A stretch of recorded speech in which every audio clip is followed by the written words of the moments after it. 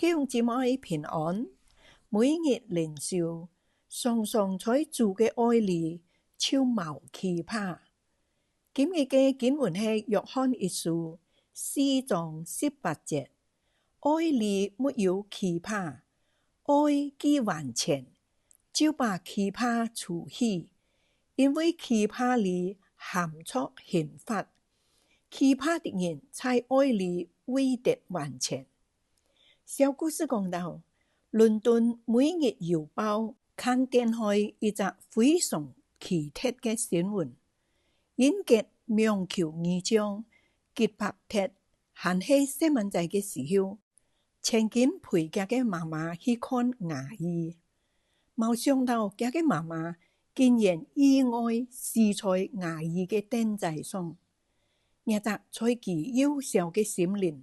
產生永遠唔可以磨滅嘅印象。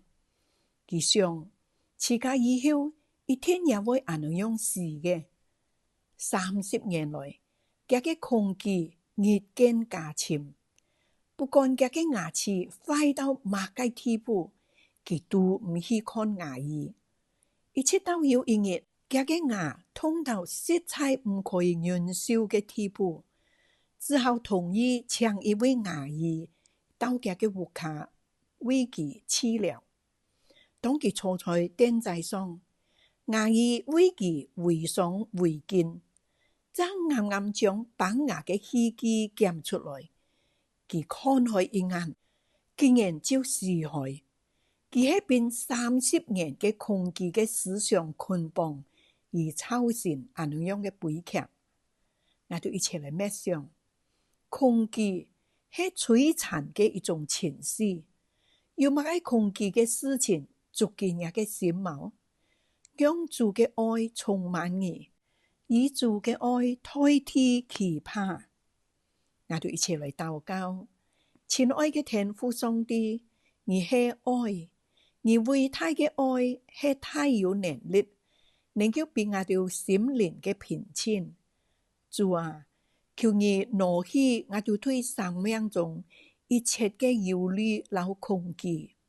讓我哋嘅心裡充滿你嘅愛。感謝你將屬天嘅平安賜俾我哋，我哋愛相信感恩和頌讚嘅心，讓喜樂祈求憂愁，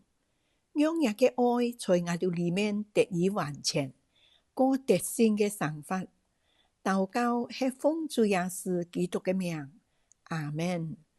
重溫今日嘅經文，約翰一書4章18節，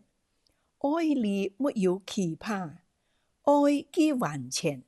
就把奇葩除去，因為奇葩裡含着刑罰，